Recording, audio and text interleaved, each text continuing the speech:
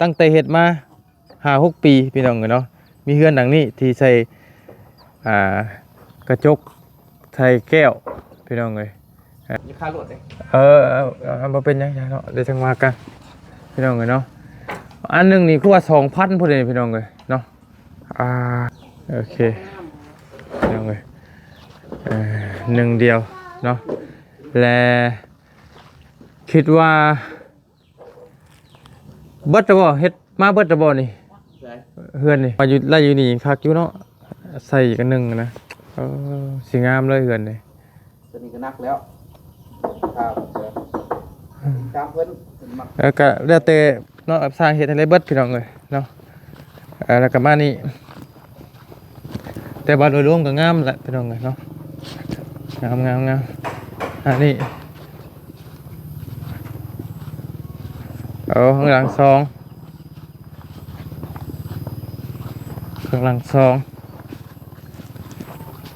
เดี๋ยวจังหน่อยจะพยายามที่ขึ้นไปเบิ่งข้างในเนาะตักน้ำบ่ครับเบียนแนวเก็ตเป็นเพื่อนกลัวกันอันนี้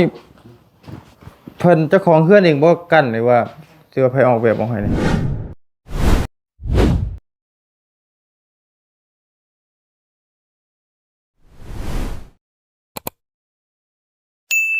โอเคพี่น้องเอ้ยเนาะ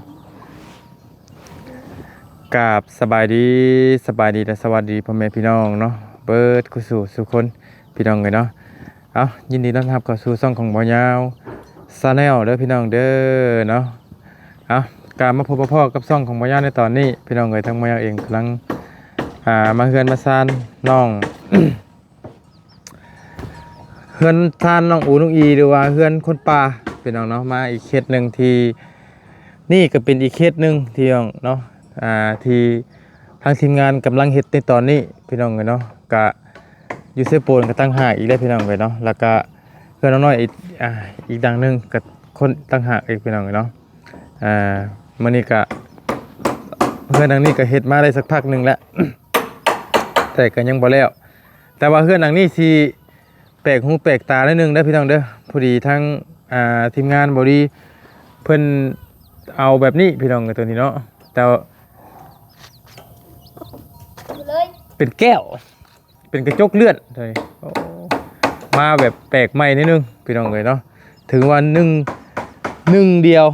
ตั้งแต่เฮ็ดมา5-6 ปีพี่น้องเลยเนาะมีเฮือนหลังนี้ที่ใส่กระจก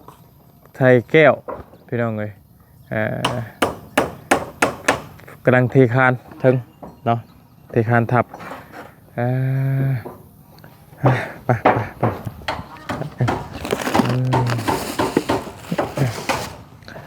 โอเค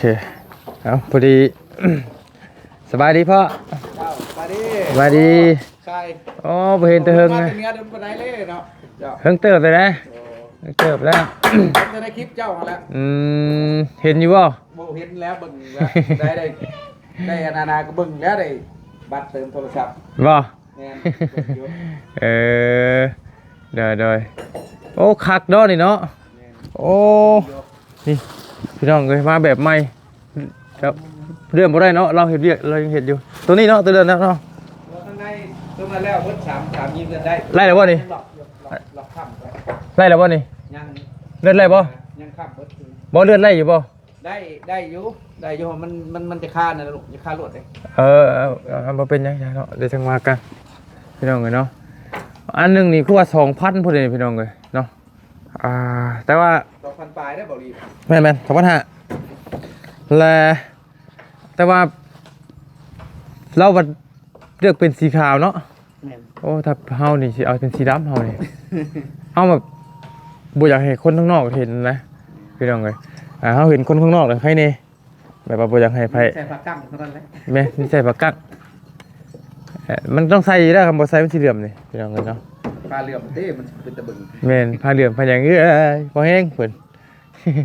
ยืนอยู่ป่าครับ แต่ก็งามเลยร่วมงามพี่น้องเลยพุ่นแรกบัดเฮาเฮ็ดบัดเฮาปลูกเฮายังเรียบร้อยเบิดพุ่นพี่น้องมันสิงามอันนี้มันยังอยู่ในไส้แต่นี่มันก็เครือบ่คักปานใดพอเรียบร้อยนี่ครับ เอ้าผู้นั้นบ่ได้อิ่มร้อยครับเขาซื้อมาแต่เมื่อวานนี่นี่รถเด้อสร้างดวงเนาะน้ำหวานพี่น้องเนาะโอ้ผู้นั้นบ่ตักให้นะน้ำนะคักแต่น้ำเนาะเฮ็ดเทือนยามนี่เนาะตักกระโดด ตักในหนองเลยคักแล้ว มีแห้งเติมพลังอยู่ป่ะใครได้บริจาคคนเมื่อม แต่กลับบ่ กลับแล้วกลับบ่ได้แล้ว ลูกน้อยเนาะ กลัว ได้ง่ายเนี่ย เห็นพอแล้วอยู่บ่ลูกบ่เห็นบ่ตายคักกว่ามาจ้ะเด็ดบ่จ้ะเป็นก็ได้ขอบใจตักน้ำใส่น้องก็ได้โอเค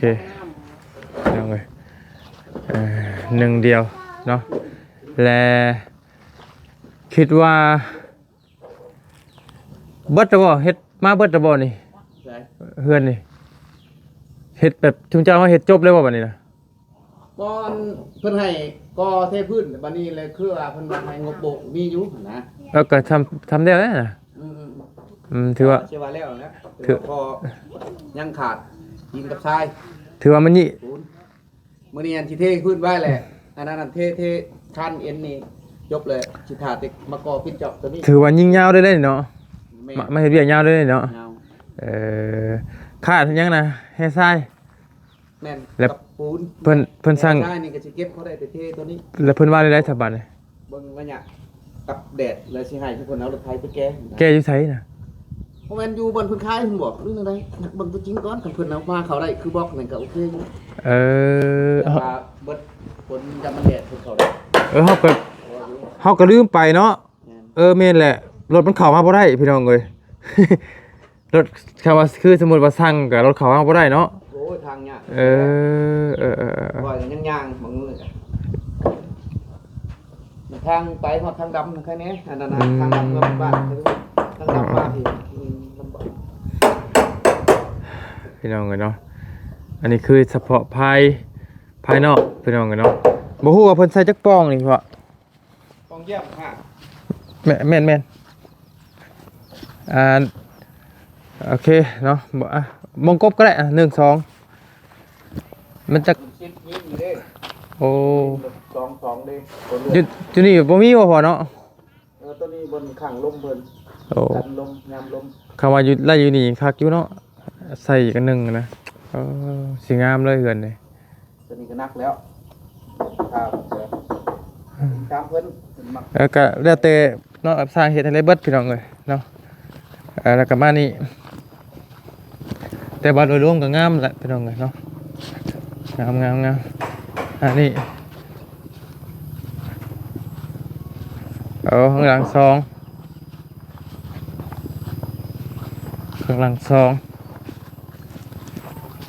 เดี๋ยวจังไงจะมายาที่ขึ้นไปเบิ่งข้างในเนาะตักน้ำบ่ครับ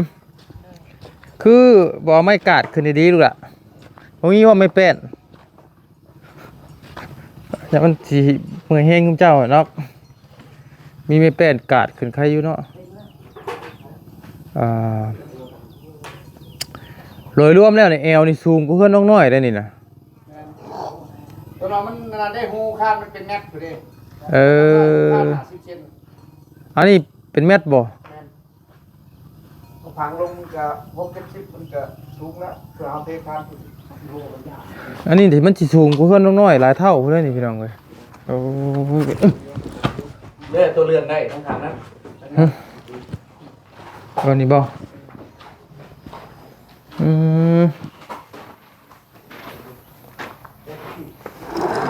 ตึ๊บ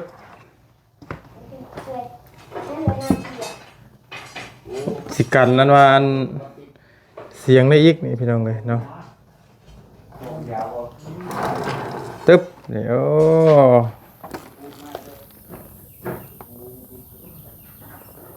คักแล้ว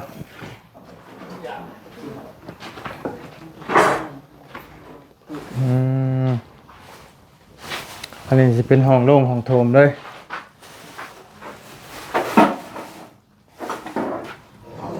อันนี้แบบ บ่มีระเบียงนอกเลยเนาะอ้อมเลย อ้อมเลยมีหลายคนแรกระเบียงคะแนนประเกตเป็นเพื่อนครัวเป็นท่า อันนี้เพิ่นเจ้าของเฮือนเองบ่กั้นหรือว่าสิว่าไผออกแบบออกให้นี่ ครับบอดี้ใช่ไหมเรียกว่าผู้ใหญ่เรียนรู้ก็เป็นไทยเป็นอยู่ว่า ติดตามผู้ชันได้ แม่เข้าใจอยู่จ้ะ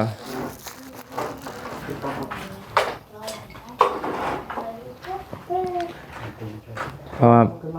การกั้นห้องแต่ละเฮือนแต่ละซ่านมันบ่คือกันพี่น้องเนาะ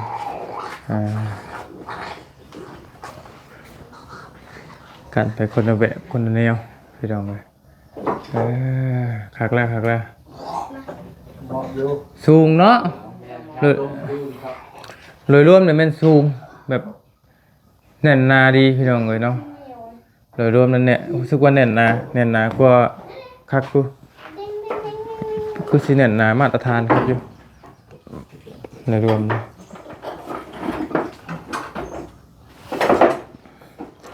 สบายดีครับสบายดีลูกละ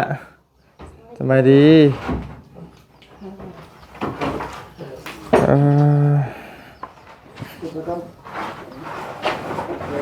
ปูนกระเดือ2 สอบเนาะใช่ไหมเท่าไปซ้ายลำหน้าแล้วเลยแล้วโอ้ลำจากมือครับเงินหนึ่งส่วนยังไงนะส่วนยังไงนะส่วนกล้วยใส่เห็ดปวกนะกินเลยอ้าวบ่ได้หลายอยู่บ่ได้หลายอยู่บ่ได้หลายอยู่อันนี้ถุงยางนี่เอามาให้เราเบาเนี่ยเห็ดปวกเอ้ามันคือหลายอยู่หลายได้เอ้ายืนถุงยางให้ก่อนเอาคือว่าอะไรปวกหลายอยู่มายืนถุงยางให้บ่มีโอ้นี่ได้นี่โอ้ยหมอนี่เนาะเบิ่งนะว่าเสียขนมให้เนี่ยเอาไปปั่นกันกินนะ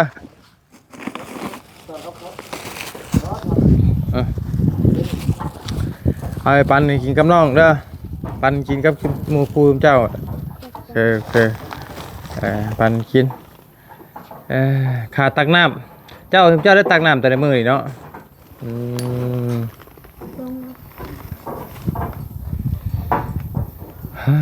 ขากแรกเฮือนชานเราเนี่ยพี่น้องเลยเนาะแน่นนาดีเนาะเสานี่กะรู้สึกว่ามันโมเมนต์14นี่เป็น15ผู้เสาเลย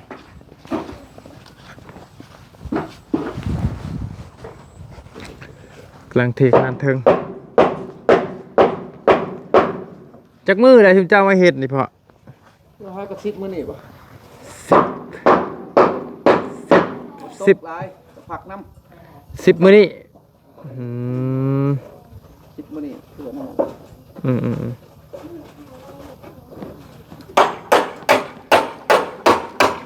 แสดงว่าไม่เฮ็ดตะดนแล้วเนาะไม่เฮ็ดตะดนแล้วกลับติไปกลับติแม่ไปกลับมาแล้วมันเป็นมันว่าเขานอนกลับนี่ก็สิแล้วไว้อยู่โอ้ขนมบ่ตอนทำงานหาอะไร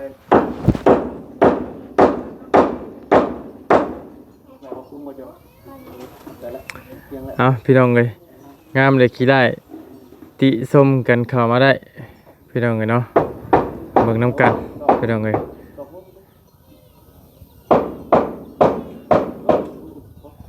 โอ้ได้ลูกกันเนาะใส่อันบอกไว้เท่าว่าพี่นะครับ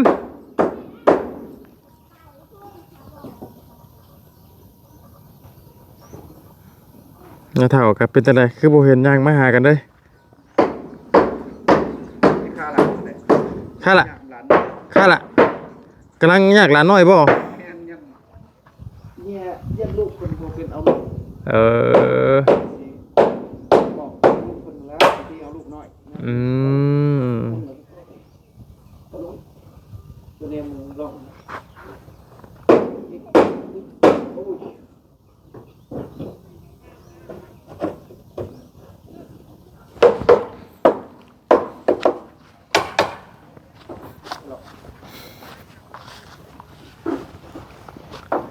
คักอยู่พี่น้องเอ้ยเนาะ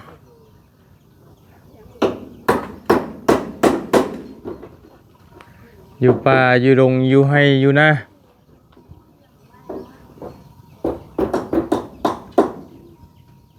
เจ้ามามื้อนั้นแม่งกระเทกแล้วเฮ็ดเปียกโลกแรงบ่ได้เฮ็ดเลยเพราะว่าประสบการณ์สงกรานต์เด้ก็เผาใกล้ๆนี่ก็ลกขัดมาโอ้ยว้าว บ่ เผาคนเด้ หอมไม่ห้อยแล้วเนาะ ตัวหอมเต้เจ็บหัวไปแล้วมันกิ่ว แม่นอยู่เคยได้กินอยู่ กิ่วมันแล้ว อ่า ครบแล้ว กินคิวกระดูกคนกับคิวอันงัวควายนี่บ่ได้คือกันได้พี่น้องเอ้ยบ่ขอโทษคิวอันน่ะสิ้นคนนี่อยากหักปวดหัวแล้วแหละคิวมินแล้วแหละ ครบเมื่อแล้ว เพิ่นอยู่ได้เฉยเพิ่นติเพิ่นเคยอยู่เลยเด้ ธรรมดาดำไห้ดำนาอยู่เขาคนนั้นดำนาไปหน้าซื้อ แต่เฮาไปเฮือนพ่อเฒ่าน้องพ่อไส้วันนั้นเฮายังบ่สำบายกลับมาถึกคิงไข่ เพิ่นมาแวอยู่พ่อก็เสียใจนำแหละมีเวลาเฮ็ดจังได๋ เป็นหยังดอกโอ้ย ได้อะไรการนำใช้เพิ่น มันเบิดบุญเบิดบารมีเพิ่นน่ะเนาะอืม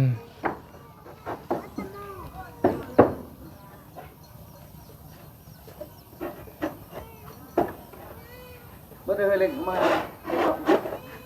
อันนี้เดี๋ยวดิไม่ สบายดีไหมเท้ามาพี่นะคุณแม่ ค่ะโอ้ยองค์เนาะคาราดานน้อยนี่กำลังหอมหลานน้อยบ่ โดย อืมงามเนาะเฮือนเนาะ โดย งามอยู่บ่ งามอยู่งาม ไผออกแบบเพื่อนให้นี่ บาลี อันห้องเด้ ห้องบาลี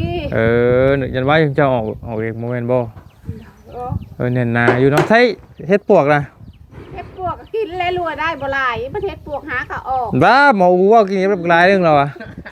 ทั่วกันแล้วละ กินแล้ว บัด ลูกเอ้ย ไม่ตู้ว่าแบบนึงลานว่าแบบนึงบัดนี้โมเมนแล้ว เฮ็ดปวกหาก็ออกนี่ อย่าเชื่อออกบ่ โดย ว่าภาษาผู้ไทยแม่ตอนมีได้ว่ะคือว่ามีได้ มา หา หาก็ออก บ่จักว่ามันมีได้อันนี้ก็ จ้างได้ดอกถ้วยน้อยนึง อืม มันหาก็ออก อ่า มันหาก็เริ่มออกนี่ หาก็เริ่มออกเนาะ โดย เป็นได้อยู่ดีมีเฮงอย่าให้ลำหน้าแล้วล่ะบ่ แล้ว แล้วเนาะ ร้นี่เด้ อืมคือว่าเฮทรายเบิดแหละ หมดแล้ว เฮ็ดได้บาดนี่ผมจะไปเอาผมจะสิเข้าไปเอาเองบ่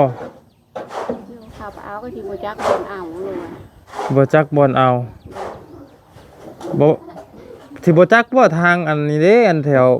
เลยปั๊มน้ำมันไปนี่คือว่ามีให้ใช้ขายอยู่เอามาพอได้พอละใช้นะ โดย เพราะว่ามันบ่มีให้มีใช้แล้วก็ใช้แล้วก็เฮ็ดไปต่อบ่ได้ดอกบัดนี่ โดย เพราะว่ารถรู้สึกว่ารถมันเข้ามาบ่ได้เด้ รถเข้ามาบ่รถเข้ามาบ่ได้ ข่าวมาชงมันดินบล็อกมือหนาปีนชอด ห่าน นอนอยู่นี่คืนหนึ่งโหลดเพิ่น ปาโทแล้วเพิ่นสิมาส่งบัดนี้เพิ่นบ่อยากมาส่งแล้วบัดนี้ แล้วอ่ะ เออ มันทางคือบ่อยากนี่ว่ะ แม่นนั่นแหละเนาะอ๋อ ปีนโหลดเพิ่นชอดเพราะว่าอยู่นี่เพิ่นเอาตีนมันเมื่อโจดมาข้าวเพิ่นมาเอา มักอยู่บ่อันเฮือนใส่อ่า อยู่ แต่ว่าบ่มักแต่ยามมันผ้าเดือดแม่เนาะ ฮักเอาเลยลูกแบบแค่อัดแหละ เอาผักกั้งเอา โดย ซื้อผักกั้งมาใส่ โดย อันน่ะแต่ว่าเสียอย่างหนึงเนาะ โดย มันเป็นสีขาว มันเป็นสีดำนี่สีคักกุนี่เป็นหยังทำความคิดบ่ยากนะพี่น้องเนาะแต่ว่าก็งามแหละโดยรวมก็งามอยู่อ ตั้งน้ำลายกำลังแกล้ง โอ้หมด มา คื ไข่ น เลยเนาะน้อยจังเลยเนาะ หมดคื ได้หลานน้อยใหม่ติ โดย ได้แตะดนแล้วบ่ ไปโดนแล้ว ได้แล้วบ่เดือน ยัง ยังบ่ได้เนาะ2 คนแล้วอ่ะ ช่อง พอไว้พาแฝดผู้หญิงคือผู้ชาย ผู้ชายหมด ผู้ชายเบิด โดย ทำไว้ด้วย มีผู้ชายหมด เออ หมดคืนแล้วแมลงนี่ อืมเฮ็ดได้บาดนี่วิธีการเอาประเภทจังซี่ โอ้ย มันสิบ่ยาก จ ปะ นคืนนี่จนใบนอนแม่ก็พอย ากเลยเนาะ โดยคันให้ผู้หนึงละให้หมด เออขนาดเฮาเลี้ยงลูกผู้เดียวนี่เฮาก็ยังพอแฮงแหละพี่น้องอันนี้2คนพ่อมันก็โอ้ดู คันให้ละให้หมดช่อง แข็งแฮงอยู่แล้วว่า แข็งแห้งอยู่ เออ เดินมาลำเพลงเราตีไม่ครับลูกเจ้า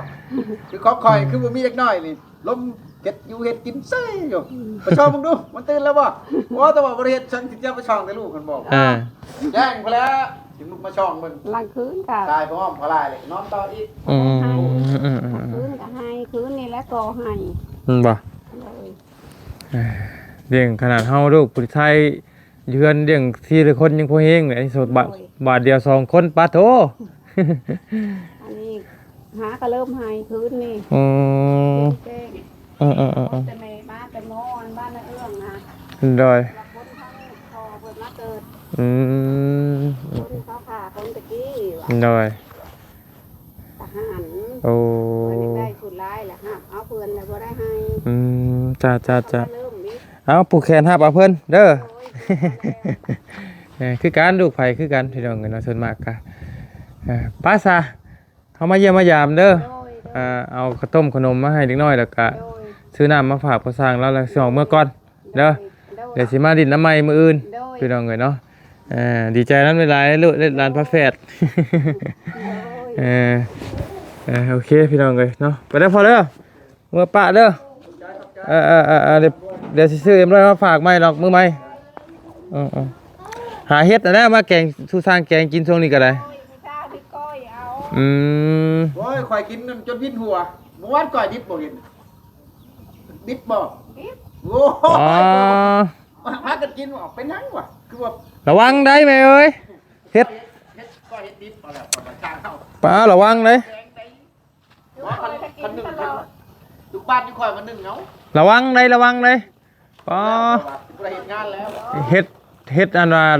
บ่เฮ็ดปวกดอกคุณก้อย เฮ็ดหยังกันระวังได้เห็นบ่คนตายนำเฮ็ดหลายคนได้ มันก็บอก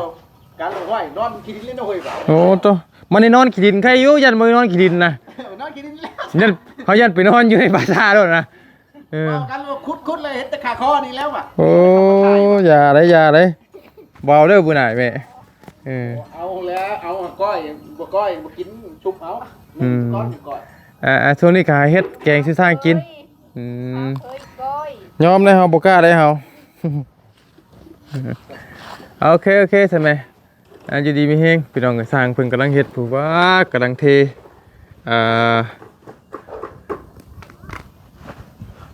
คานเทิงพี่น้องกันเนาะเอาขอบคุณอยู่ดีมีแฮงบ่กุศลทุกคนพี่น้องเอ้ยปิดคลิปไว้เพียงแค่นี้ก่อนเจอกันในคลิปหน้าเด้อพี่น้องเด้อ